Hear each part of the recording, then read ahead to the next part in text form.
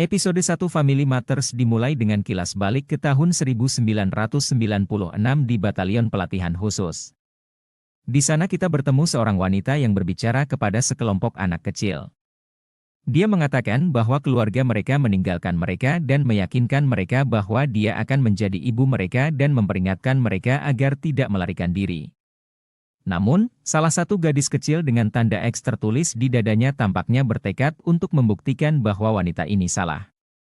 Saat ini, kita melihat sebuah keluarga menyetir sambil mendengarkan berita tentang seorang pembunuh berantai yang dijuluki Dom Veloper yang sedang berkeliaran. Dia telah membunuh 9 wanita sejauh ini dan memperingatkan bahwa akan ada korban lainnya. Dia telah membunuh wanita yang tinggal di daerah pembangunan khusus, sehingga memaksa pihak berwenang Gyeonggi-do untuk menunda beberapa rencana pembangunan mereka. Sayangnya, pembunuh berantai itu punya banyak pengikut, dan sulit untuk menangkapnya. Para orang tua tidak khawatir tentang pembunuh berantai itu, tetapi tentang anak-anak mereka yang berperilaku baik di sekolah baru mereka. Tampaknya mereka pernah mendapat masalah di masa lalu. Kakek mereka datang untuk membela mereka. Sang ibu meminta anak-anak untuk membawa masalah yang mereka hadapi ke rumah dan berjanji untuk mengurus mereka. Saat mereka berbicara, mobil lain tiba-tiba melintas di depan mereka dan terjadilah kecelakaan kecil. Keesokan paginya, 2 detektif datang untuk bekerja, dan salah satu dari mereka yakin bahwa kasus baru tentang seorang gadis yang hilang adalah tentang Dom Veloper. Ibu korban yakin putrinya, Eugene, sedang dalam masalah. Eugene terakhir terlihat di jalur Kumsuro, dengan seorang pria yang mencurigakan mengikutinya dari belakang. Ibu Eugene mengatakan dia merasakan putrinya dalam masalah, tetapi polisi tidak yakin karena belum 24 jam. Sementara itu, kedua anak itu, Jiwoo dan Ji-hoon, bersiap-siap ke sekolah. Ibu mereka, Yang-soo, mencoba menyuap putranya dengan laptop agar mengawasi adiknya dan melapor kepadanya. Ia mencoba melakukan hal yang sama kepada putrinya, tetapi gadis muda itu menghentikannya bahkan sebelum ia menyelesaikan kalimatnya. Ibu dan anak itu tampaknya tidak akur, dan sang kakek, Gang-sung, menasihati Yang-soo untuk mencoba memberitahu anak-anak tentang keadaan mereka yang sebenarnya. Sang ayah, Cheol-hye, juga khawatir tentang anak-anak itu. Namun, ia memilih untuk percaya kepada mereka dan fokus membuka toko dokter hewannya. Ia mendapat telepon dari agen real estate yang memberitahu bahwa ia membutuhkan bantuannya untuk mengurus seekor anjing. Di sekolah, Ji-hoon adalah orang pertama yang berhadapan dengan si pengganggu sekolah, Kyu-tae, tetapi dia melawan dan menggigit salah satu anteknya. Gadis lain diam-diam menyaksikan kejadian itu dan bertanya-tanya apakah Ji-hoon pecundang. Rumor mengatakan bahwa Ji-hoon dikeluarkan dari sekolah terakhirnya setelah menghajar salah satu pengganggu hingga hampir mati. Di sisi lain, Ji-woo memperingatkan Kyu-tae untuk menghapus foto yang diambilnya saat Ji-woo tidur di mejanya. Kyu-tae menolak, dan Ji-woo mencoba untuk tetap tenang seperti yang dijanjikan kepada orang tuanya. Ketua kelas turun tangan, dan Kyu-tae mundur. Kembali ke rumah, pendeta setempat mengunjungi toko dokter hewan dan membawa anjingnya untuk diperiksa. Ia khawatir karena anjing itu tiba-tiba mulai menggigit orang. Ia mendapat telepon bahwa salah satu anggota gerejanya hilang dan meninggalkan anjingnya untuk dirawat. Sementara itu, Gang-sung membiasakan diri dengan lingkungan barunya, memeriksa semua kamera CCTV. Sementara itu, detektif polisi memeriksa jejak Kumsuro dan menemukan darah serta perhiasan yang pecah. Ia mendapat telepon dari rekannya yang memberitahu bahwa Eugene tidak punya pacar. Ia lebih sering pergi ke gereja atau berkumpul dengan keluarganya. Polisi tidak yakin apakah dia melarikan diri, diculik, atau dibunuh. Namun, salah satu detektif masih percaya Eugene adalah korban ke-10 dari Dom Veloper. Dia membawa bukti tidak langsung yang ditemukannya di jalan kepada bosnya, tetapi teorinya ditolak. Namun, pria itu terus menyelidiki kasus tersebut. Setelah pembunuh berantai itu tertangkap, ketiganya yakin mereka akan dapat melanjutkan rencana mereka. Kemudian terungkap bahwa keluarga baru di kota itu mengurung pria yang menabrak mereka di salah satu kandang hewan peliharaan mereka. Wanita penjual properti itu, yang merupakan anggota gereja.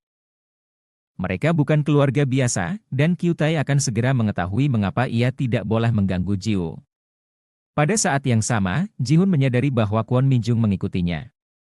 Kwon Mi-jung mengatakan kepadanya bahwa ia khawatir tentang Ji-woo karena ia pergi menemui Kyu-tae sepulang sekolah.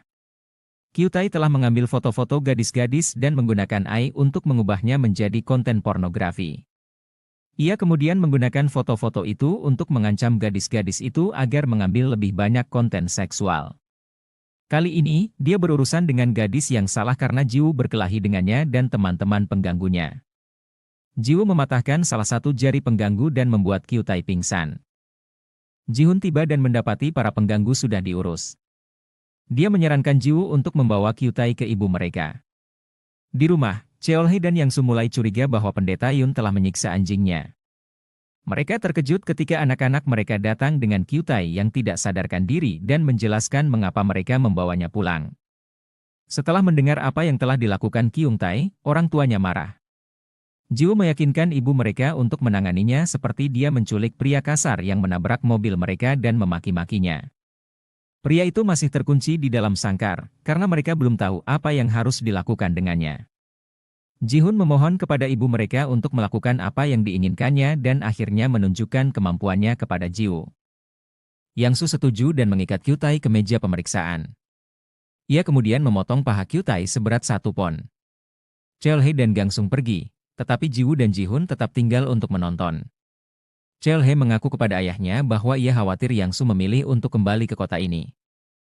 Gangsung memiliki perasaan campur aduk tentang kota itu. Di kantor dokter hewan, Yang Soo terus memotong paha Kyutai setelah menuliskan kata-kata dosa di atasnya. Jiwoo merasa jijik, tetapi Ji-hoon tampaknya menikmati melihat Kyutai menderita.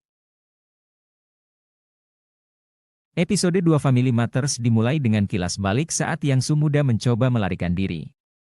Setelah dia ditangkap, kita menyadari bahwa dia tidak melarikan diri tetapi melakukan latihan melarikan diri. Mengapa dia berencana untuk melarikan diri, dan siapa wanita misterius yang melatih anak-anak ini? Saat ini, Yang Soo terus mengiris paha Kyutai sambil menjelaskan mengapa tindakannya pantas mendapat hukuman berat. Sandera lainnya menonton dari kandangnya dan mencoba mereka menggunakan jam tangan pintarnya. Kyutai menjerit kesakitan dan mengungkapkan bahwa ia bekerja untuk ketua kelas, Jae-gon. Adegan beralih ke Jae-gon yang membuat video di kamarnya, merasa bangga dengan dirinya yang mesum. Yang Soo tertawa sinis, menyadari bahwa ia harus menjahit kembali Kyutai, dan pemuda itu pingsan karena kesakitan. Ketika Kyutai bangun, ia telah disunat, dan ia pingsan lagi. Jiwoo bergegas keluar dari ruangan, merasa jijik, tetapi Ji-hoon hanya tersenyum, menikmati pertunjukan penyiksaan itu. Gangsung mengikuti Jiwoo dan memintanya untuk tidak terlalu khawatir tentang apa yang dilihatnya. Kemudian, Yang Soo memberitahu Cheolhae bahwa ia khawatir tentang reaksi Ji-hoon.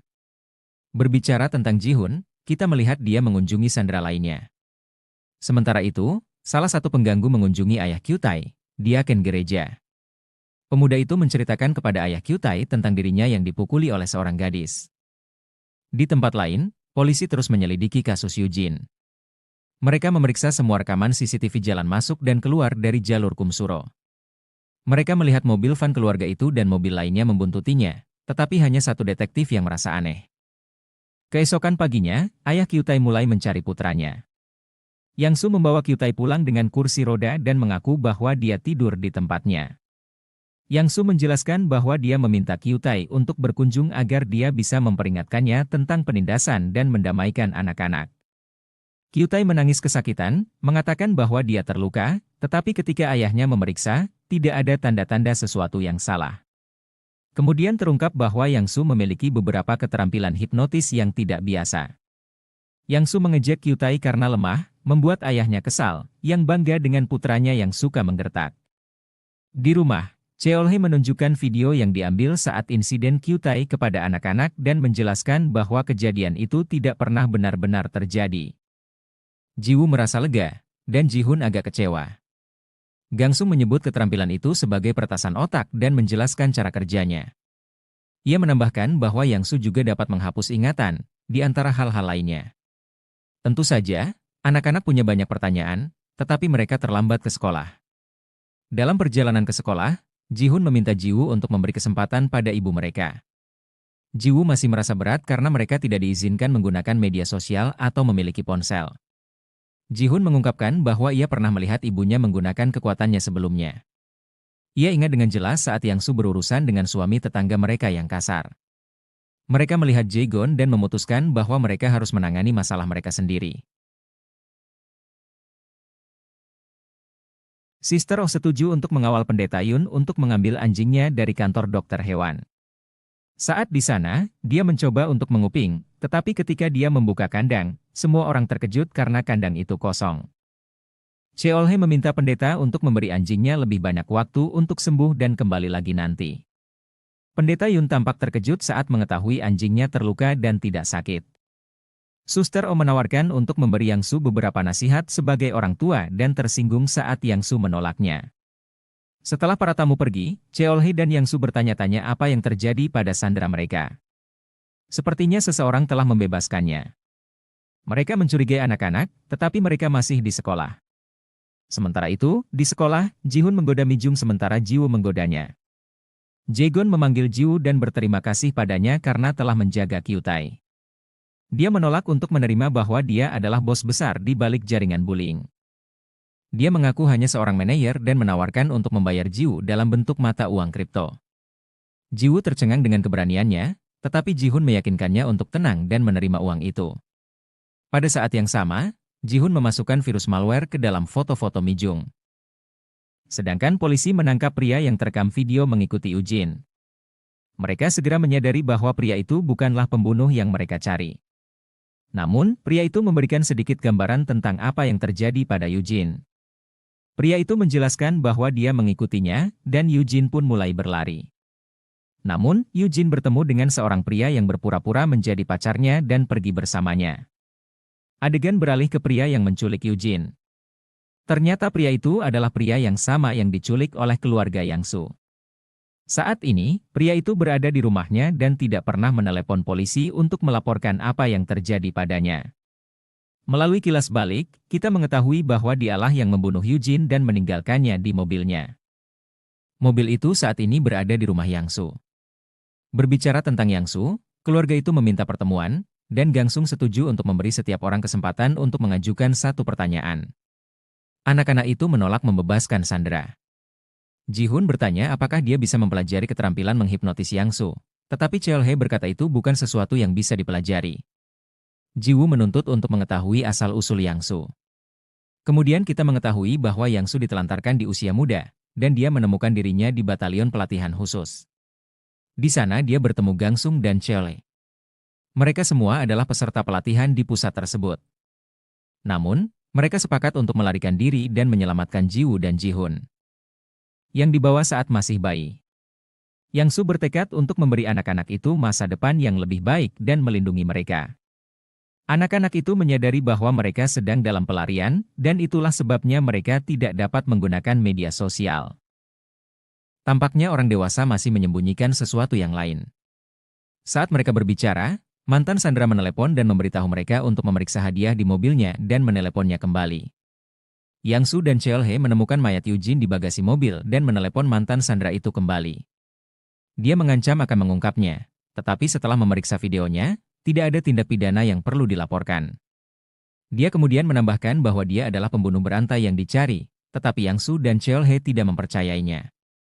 Mereka pikir dia tidak sesuai dengan profilnya. Keluarga itu berkumpul dan memutuskan untuk membersihkan mobil dan mengirimkannya ke kantor polisi.